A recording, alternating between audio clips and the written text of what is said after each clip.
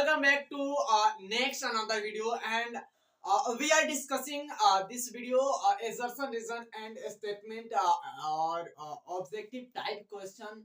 Also, my name is Pankaj Kashyap और ये आपका प्यारा सा चैनल CW गुरुकुल में स्वागत है। सो चलिए शुरू करते हैं। और ये आपको दिखाई दे रहा होगा मेरे भाई, वैसे सब बच्चे को दिखाई दे रहा होगा कि हाँ क्या लिखा है। एजर्सन रीजन स्टेटमेंट का क्वेश्चन अभी लिखेंगे, लेकिन अभी एजर्सन रीजन का क्वेश्चन है। अभी 10 से 15 हम क्वेश्चन कराएंगे। पहले नंबर डाल दे। क्वेश्चन नंबर क्या है, 1 है, और क्वेश्चन नंबर क्या है, 2 है ना। आपको प्रीवियस ईयर वाला कुछ रखे हुए है, उसको भी बताएंगे। सो आपको पढ़ो और हिंदी में भी इसको ट्रांसलेट करा जाएगा। तो क्या लिखा, temperature is the most important ecological factor, है ना। क्या temperature is the most important ecological factor, जो पारितंत्र के कारक है, मोस्ट इंपॉर्टेंट है। अभी हम समझाएंगे हिंदी में। क्या अफेक्टिंग द डिस्ट्रीब्यूटिंग ऑर्गेनिज्म, क्या है, जो जीव के क्या है, डिस्ट्रीब्यूशन है। डिस्ट्रीब्यूशन आपको फैलाव समझते हो ना, जो जीव के फैलाव है, जीव के फैलाव को जो टेम्परेचर है, टेम्परेचर समझते हो ना। टेम्परेचर कहाँ गया, हाँ टेम्परेचर जो इकोलॉजिकल है, पारितंत्र है। पारितंत्र किस प्रकार क्या करता है, प्रभावित करता है। आपको ये समझ में आ रहा है, किस प्रकार अफेक्ट करता है, ये आपको समझ में आ गया।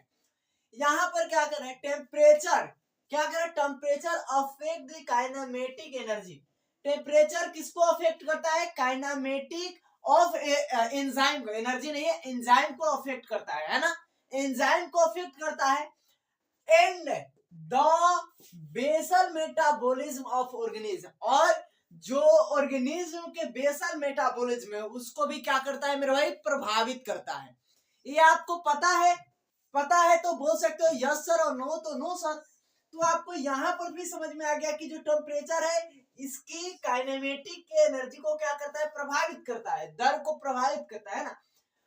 और क्या करता है, मेटाबॉलिज्म को, ऑर्गेनिज्म के मेटाबॉलिज्म के प्रभावित करता है। मतलब बेसल लेवल, मतलब बेसल मतलब कि छोटा सा बेसल एकदम, उसको प्रभावित करता है। यहाँ पर भी ये भी समझ में आ गया। तो इसका आंसर आई होप ये समझ सकता हूँ कि आप लोग आंसर बढ़िया तरीके से ही दोगे, और बढ़िया आपको भी लगेगा, है ना। बढ़िया लगेगा तो देना है। तो आप देखो, assertion and reason are true है, and reason, यहाँ पे reason r मतलब reason is the correct examination of assertion। Option B क्या है, assertion and reason are true but reason is the not correct examination of assertion। Option C क्या है, assertion are true but reason is the false, और ये यहाँ पर और है, reason is are true but जो assertion है वो गलत है। और इसमें क्या करे, दोनों गलत है। तो आपको बताना है कि इसमें कौन सही होगा, option A, option B, option C, option D में कौन सही होगा। तो आपको भी पता है कि ऑप्शन ए क्या होगा, सही होगा। सो चलिए यहाँ पर 2 नंबर क्वेश्चन को देख लेते हैं। क्या कर रहा है कि some organism maintain constant internal क्या टेम्परेचर, क्या करते हैं, जो ऑर्गेनिज्म है क्या करते हैं, जो अपने टेम्परेचर है इंटरनल, उसको क्या करते हैं, मेंटेन रखते हैं। क्या डिपोजिट एक्सटर्नल क्या वेरिएशन, जो बाहर के टेम्परेचर है, बाहर के टेम्परेचर अगर बदलता है तो उसके साथ अपने टेम्परेचर, इंटरनल टेम्परेचर को नहीं बदलते, ये कांस्टेंट रखते हैं। ये बात तो बहुत लाइटली आपने बड़ी अच्छी बात कही है ना, ये बहुत अच्छी बात है। क्या करें, सच ऑर्गेनिज्म आर कॉल्ड कन्फॉर्मर। ऐसे ऑर्गेनिज्म को हम क्या कहते हैं, कन्फॉर्मर कहते हैं। क्या ये सही है, कन्फॉर्मर तो हम समझते थे कि जो इंटरनल टेम्परेचर को बदल ले, इंटरनल टेम्परेचर को बाहर टेम्परेचर के हिसाब से बदलते रहते हैं, है ना। ये आपको पढ़े हो, है ना। तो नहीं पढ़े हो तो जाकर मेरा पिछला वीडियो, सारे वीडियो का लेक्चर हम उसका ये डाल देते हैं, लिंक डाल देते हैं, आपको देख लेना, है ना। आपको ये गलत है, ये क्या है, गलत है, ये क्या है, सही है, ये सही है। तो मतलब कौन सही होगा, assertion is true but reason is the false, assertion are true but reason is the false। तो ऑप्शन क्या है, ये होगा, है ना। और इसका ऑप्शन क्या होगा, ये भी सही है और ये भी सही है, ये भी सही है, दोनों सही है ना। तो आपको समझ लेना है। और सो वीडियो को पहले पॉज करो, आपको पता है कि टाइम लगता है हमको नोट करने में, इधर अभी नोट करेंगे तो टाइम लगेगा, ज्यादा टाइम लगेगा, लेकिन आपको कुछ पेपर से हम प्रीवियस ईयर वाला भी क्वेश्चन देंगे, है ना, तो आपको इसको वीडियो को पहले रिवाइज करने के लिए देते हैं, है ना, रिवाइज। तो पॉज कर लो, पॉज करके नोट कर लो, अगला नोट देते हैं।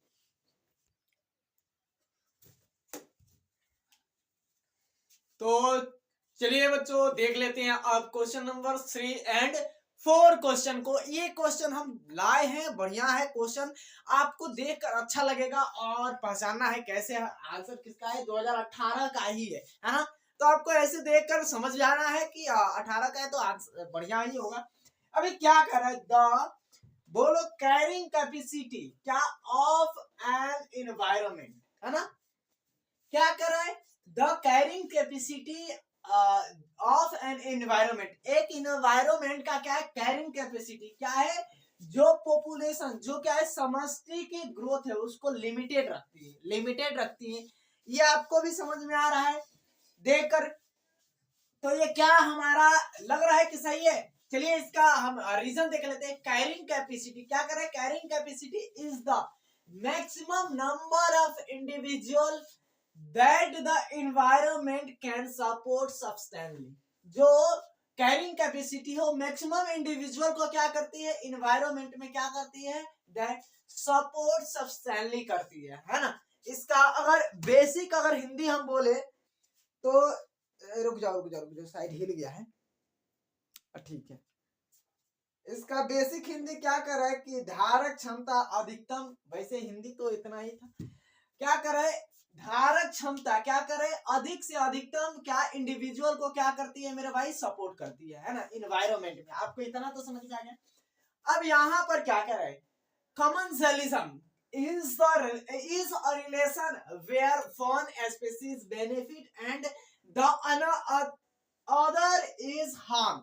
आपको ये याद रखना है कि कमेंसलिज्म में आपको बताए थे, कमेंसलिज्म का ये है सिंबल, ये क्या है, ये है सिंबल, है ना, ये सिंबल कमेंसलिज्म का, ये आपको बेनिफिट और किसी को कोई प्रभाव नहीं पड़ता, लॉस ही नहीं होता, तो कमेंसलिज्म में तो ये है, लेकिन ये तो गलत है भाई, क्योंकि ये बोल रहा है कि एक को बेनिफिट होता है एक को हार्म होता है, तो ये गलत है। क्या कर रहा है क्या करे कमेंसलिज्म, क्या करे कमेंसलिज्म में बोथ स्पीशीज क्या है, both species compete for same resources, मतलब क्या है, जो कमेंसलिज्म है सब भोजिता है उसमें दोनों स्पीशीज क्या करते हैं, compete करते हैं एक ही रिसोर्सेस के लिए, क्या ये सही है, अरे गलत है भाई, एक compete थोड़ी नहीं करता, एक को तो कुछ भी नहीं फायदा होता, एक को कोई दिक्कतें नहीं होता और एक को फायदा होता है, ये हमारा ये गलत है, ये वाला गलत है, ये भी गलत है, दोनों गलत है। यहाँ पर ये हमारा सही है, ये क्या कर रहा है, हमारा ये सही है आंसर, ये इसका सही है, मतलब कि ये बात कर रहा है कि अगर कैरिंग कैपेसिटी की तो क्या है कि इन्वायरमेंट की क्या है पास है ना, वो मैक्सिमम इंडिविजुअल को फेवर कर सकते हैं, नंबर ऑफ इंडिविजुअल को क्या कर सकती है, सपोर्ट कर सकते हैं, है ना, तो आपको ये पता है ना, जैसे 100 बताए थे 200 वाला को बताए थे ना, सो चलिए इसको पहले नोट कर लो, या आपको समझ में आ रहा है तो वैसे हम चलिए आगे वाले क्वेश्चन को हम लिखते हैं और फिर देखते हैं क्या है। सो वीडियो को पॉज कर लेना। सो चलिए देखिए, और ये क्वेश्चन आपको बढ़िया सा एक प्यारा सा क्वेश्चन लाए हुए हैं, एक क्या है 2 क्वेश्चन है ना, देख कर बताना मेरे भाई एजर्सन रीजन आपको सही लगे और आंसर बढ़िया से करना। देखो ये प्रैक्टिस के लिए, प्रैक्टिस होते रहेगा काम बनते रहेगा, तुम लोग को बढ़िया तरीके से हम पहले भी बता चुके हैं कि आपको 150 से 200 पर डे क्वेश्चन करना है, स्टेटमेंट ये सब मिला जुला कर, है ना। क्या करे, pre population depend directly on sorry predator population depend directly on pray population, मतलब कि जो क्या है कि प्रेडिटर है वो डायरेक्टली प्रे पॉपुलेशन पर क्या होते हैं, डिपेंड होते हैं, प्रे पॉपुलेशन गायब, प्रेडिटर गायब, प्रेडिटर गायब, पता है क्या, more prey available leads to an increase in predator number. अभी देखो क्या है, जब ज्यादा अवेलेबल होंगे क्या मेरे भाई, तो आपको प्रे, तो क्या होगा, जो प्रेडिटर है उनकी संख्या में भी वृद्धि होगी कि नहीं, ये होगी ना, तो बताओ क्या ये सही है, सही है कि नहीं, या सही है, सही है, ठीक है चलो, मतलब कि ऑप्शन ए ही होगा। क्या करें, camel can tolerant high temperature, क्या करें, जो ऊंट होते हैं हाई टेम्परेचर पर क्या होता है, टॉलरेंट, सहिष्णुता दिखाते हैं, है ना, बिकॉज दे हैव, लेकिन उनके इसका कारण क्या है कि उनके पास क्या होता है कि स्पेशल फिजियोलॉजिकल अडेप्टेशन होता है ना, उनके पास क्या होता है स्पेशल फिजियोलॉजिकल अडेप्टेशन होता है, इसीलिए वो टॉलरेंट शो कर देते हैं। लेकिन क्या कर रहे हैं, camel store water in their hump, जो उसका हम्प होता है, पीठ पीठ पर देखो ना एक बड़ा सा हम्प होता है, उसे हम्प बोला जाता है, वो क्या करता है उसमें स्टोर करके रखता है पानी to survive in desert area में, डिजर्ट एरिया में सर्वाइव करने के लिए क्या वाटर स्टोर करके रखता है। क्या ये सही है, आपको याद रख लेना है कि कभी भी कैमल अपने हम्प में वाटर स्टोर करके तो नहीं रखता, कभी भी वो वाटर स्टोर करके नहीं रखता, उसमें क्या होता है, फैट होता है, फैट उसमें होता है, समझ में आ रहा है। तो ये हमारा ये क्या है, ये तो गलत है, ये बिल्कुल गलत है, ये गलत है, बट ये क्या है, ये करेक्ट है, ये क्या है, करेक्ट है ना, ये सही है, ये भी दोनों सही है, ये तो सही ही है, ये भी सही है ना, बट इसका क्या हो जाएगा, ए, है ना, 5, क्वेश्चन नंबर 5 का ये वाला। और क्वेश्चन नंबर 6 का क्या हो जाएगा, तो आपको याद रख लेना कि एक सही है एक गलत है, तो मतलब सही है एक ट्रू एक फॉल्स, तो क्या हो जाए, एक ये सही है ना, आपको 6 का क्वेश्चन नंबर तो हो गया। आपको ये समझ में अच्छा से बढ़िया तरीके से समझ में आया ही होगा। और सो चलिए हम और सी क्वेश्चन और बढ़िया बढ़िया क्वेश्चन हम लाते हैं, देखते हैं क्या सही है क्या गलत है ना। सो चलिए देखिए, और क्वेश्चन नंबर 8, क्वेश्चन नंबर 7 है। तो क्या कर रहा है कि टू स्पीसीज, पहले क्वेश्चन को देखते हैं, two species can not occupy the same niche, niche आपको समझते हो, नीश क्या होता है आपको पहले पढ़ चुके हो, है ना, नीश, और किस में पढ़े थे, इकोसिस्टम में पढ़े थे, है ना। तो क्या कर रहा है, इंडेफिनेटली, है ना, ये कह रहा है कि दो जातियां कभी कब्जा नहीं कर सकती, एक जो हैबिटेट है, एक एरिया है, उसको दो जातियां कभी कब्जा ही नहीं कर सकती। क्या कर रहा है, टू स्पीसीज कैन नॉट, कब्जा नहीं कर सकती, can not occupy the same, है ना, सेम नीश, आपको इतना तो समझ में आ गया। अब बाकी यहाँ पर क्या कर रहा है कि कॉम्पिटेटिव एक्सक्लूजन प्रिंसिपल, अभी आपको समझते हो, पढ़े हो ना, कॉम्पिटेटिव एक्सक्लूजन प्रिंसिपल पढ़े हो कि नहीं मेरे भाई, आप आराम से बताना, अगर नहीं पढ़े हो तो जाकर मेरा वीडियो है, लेक्चर है, देख लेना उसको बढ़िया तरीके से। क्या करे प्रिंसिपल, एक्सप्लेन, क्या करे, एक्सप्लेन, क्या करे, एक्सप्लेन करता है why one species auto compete to other, मतलब कि कैसे एक जातीय दूसरे से क्या करती है, क्यों एक जाति है दूसरे से क्या करती है, ऑटो कॉम्पीट, मतलब कि कॉम्पीट करती है ना, आपको इतना भी पता है। और इसका आंसर क्या होगा बताना, इसका आंसर ये, आपको इसका आंसर देना है ना, बाकी तो हम तो बताएंगे। उसके बाद रीजन, यहाँ पर 8 नंबर क्या कर रहा है, क्या कर रहा है, एक्सपोनेंशियल पॉपुलेशन ग्रोथ, क्या कर रहा है, एक्सपोनेंशियल पॉपुलेशन ग्रोथ, क्या कर रहा है, accord when resources are unlimited, क्या कर रहे हैं, एक्सपोनेंशियल पॉपुलेशन, आपको पढ़े हो ना, जैसे कि यहां पर लिखा है एक्सपोनेंशियल पॉपुलेशन, ये ग्रोथ मॉडल कैसा होता है, जे शेप का होता है या सिग्मोइड होता है, आपको ये बताना है किस टाइप का होता है एक्सपोनेंशियल ग्रोथ मॉडल, आपको आगे बताएंगे।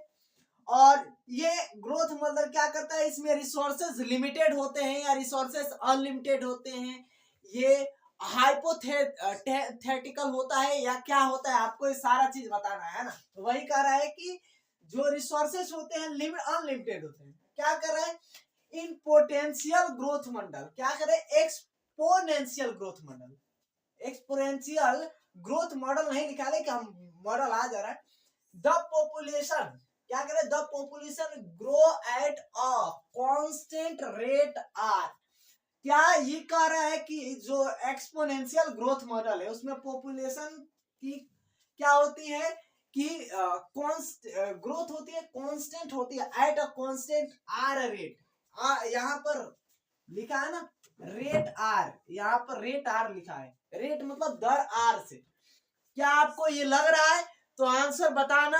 आंसर अगर नहीं अभी भी पता चला तो आपको हम क्या कर सकते हैं, है ना। तो आपको ये आंसर बताना है। इसके बाद हम 2 क्वेश्चन और लाते हैं, 2 क्वेश्चन और लाएंगे, बढ़िया तरीके से इसको देखा जाएगा। और स्टेटमेंट वाला भी हो सकता है, पीवाई ये भी हो सकता है ना, ऑब्जेक्टिव टाइप के एमसीक्यू हो सकता है। तो आपको ये पहले नोट कर लो, और नोट करके पहले बताओ।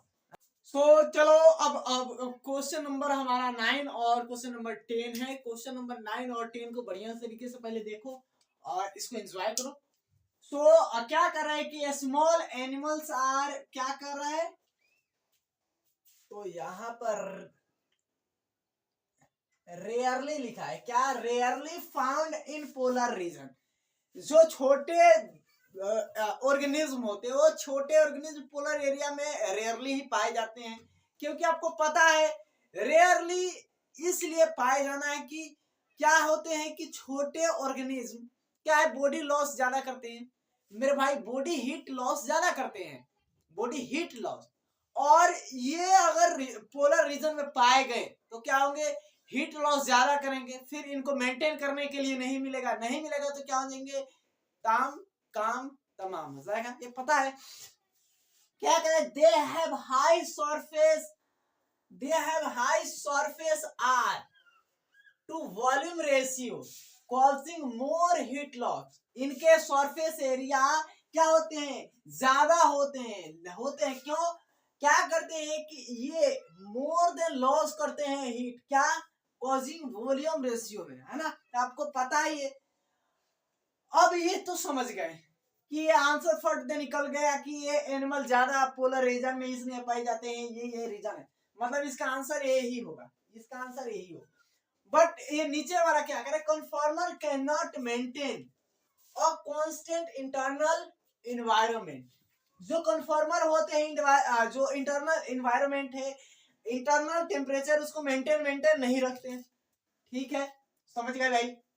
और दे यूज वेरी हाई एनर्जी, क्या करते हैं, ये बहुत हाई एनर्जी क्या करते हैं, यूज करते हैं टू रेगुलेट बॉडी टेम्परेचर। क्या करते हैं, बॉडी टेम्परेचर की, ये तो गलत है, ये बिल्कुल गलत है, ये गलत है। क्यों गलत है भी, ये ज्यादा रेगुलेट, ये लिखा है कि हाई, क्या करे, दे यूज हाई एनर्जी, क्या करते हैं, हाई एनर्जी यूज करते हैं, है ना, रेगुलेट करने में, क्या, रेगुलेट बॉडी टेम्परेचर में, बात गलत है।